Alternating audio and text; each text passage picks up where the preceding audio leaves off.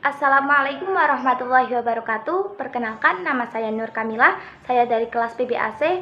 Saya akan menjelaskan biografi tentang Kiai Haji Bisri Mustafa dari kelahirannya, terus sejarah kehidupannya, pendidikannya, dan karya-karyanya yang terakhir pada wafatnya.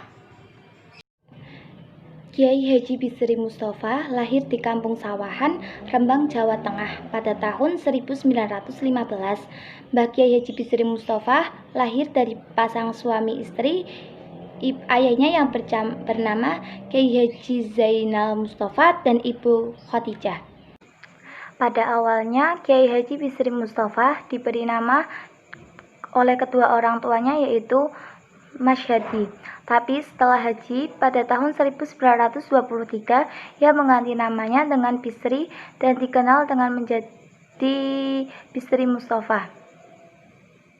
Sejak kecil, Kiai Haji Bisri Mustafa lebih akrab dikenal sebagai Mbah Bisri. Dan beliau pun mempunyai kecerdasan yang luar biasa. Di masa kecilnya, Mbah Bisri dibimbing oleh kedua orang tuanya. Setelah ayahnya wafat, beliau mengembara untuk mencari ilmu. Dari pesantren satu ke pesantren yang lain. Dan setelah ayahnya wafat, beliau dan keluarganya ditanggung-jawabi oleh Kiai Haji Zuhdi. Haji Zuhdi kemudian mendaftarkan Kiai Haji Bisri ke HIS yang berada di Rembang. Dan Kiai Haji Bisri pun diterima di sekolah HIS tersebut. Tetapi Kiai Haji Khalil tidak setuju dan mendatangi rumah Kiai Haji Zahdi di Sawahan untuk mencabut pendaftaran Kiai Haji Bisri Mustafa di HIS tersebut. Itu dilakukan oleh Kiai Haji Khalil karena mempunyai alasan bahwa HIS merupakan pemilik Belanda. Dan akhirnya beliau pun sekolah di Ongkok kurang lebih selama 3 tahun. Pada tahun 1925, beliau diminta untuk mengaji di pesantren milik Kiai Haji Hasbuah. Namun, selama beberapa hari, beliau pun tidak betah mengaji di tempat tersebut. 1930, beliau diperintahkan untuk kembali mondok di Kasingan, tempat Kiai Haji Khalil. Pada waktu kurang lebih 4 tahun. Beliau menghabiskan waktu bersama teman-temannya di kampung karena alasan kemauan belajar di pesantren tidak ada. Beliau beranggapan Kiai Haji Khalil adalah sosok yang tegas dan galak. Teman-teman pondok kurang menanggapi beliau dan keinginan beliau untuk bekerja. Sesampainya di sana, Kiai Haji Khalil namun memasrahkan beliau ke iparnya, yaitu Sucai.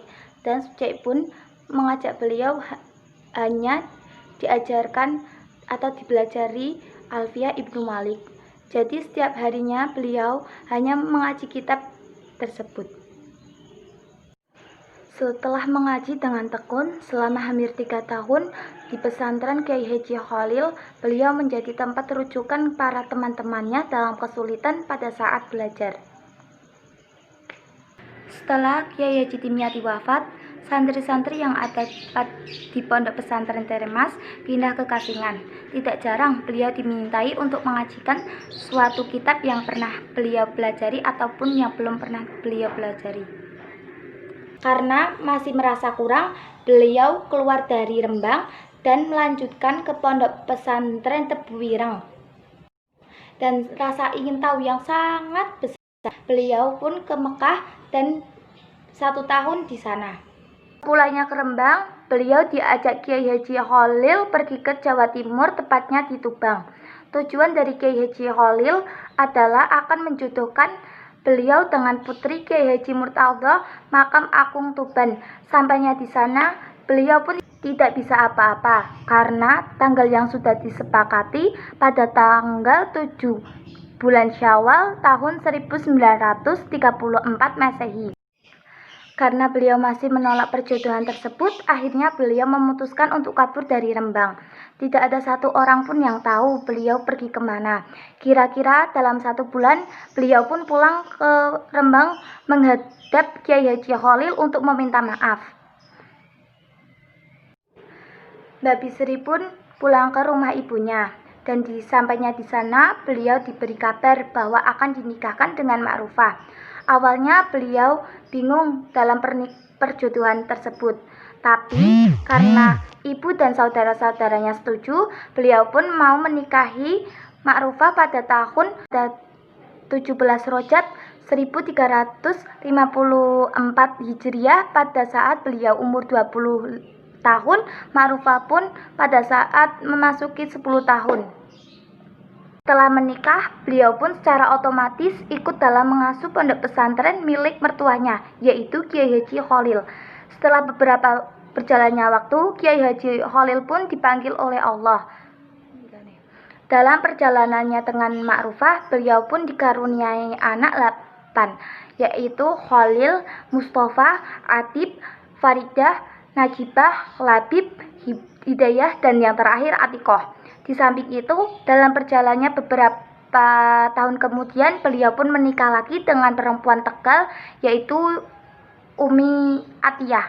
Tanpa sepengetahuan Ma'rufah pun, beliau menikah dengan Umi Atiyah dan dikaruniai anak, yaitu Maimun. Kiai Haji Bisri Mustafa pun mempunyai banyak karya, seperti terjemah kitab Bulughul Muharram, terjemah hadis Arba'in Nawawi, buku Islam dan Sholat, dan masih banyak lagi karya-karya beliau. Pada hari Rabu, 17 Februari 1977, tepatnya waktu asar, beliau dipanggil ke hadapan Allah. Beliau wafat di Rumah Sakit Dr. Karyati, Semarang, Jawa Tengah, karena serangan jantung dan tekanan darah tinggi dan gangguan pada paru-parunya. Saat pemakaman Mbah Bisri Mustafa, masyarakat Rembang dan umumnya Jawa Tengah, bahkan juga dari berbagai pelosok negeri ini berdatangan dan berziarah untuk memberikan penghormatan kepada beliau untuk yang terakhir kalinya. Ratusan ribu pelayat rela berdesak-desakan untuk menghadiri upacara pemakaman.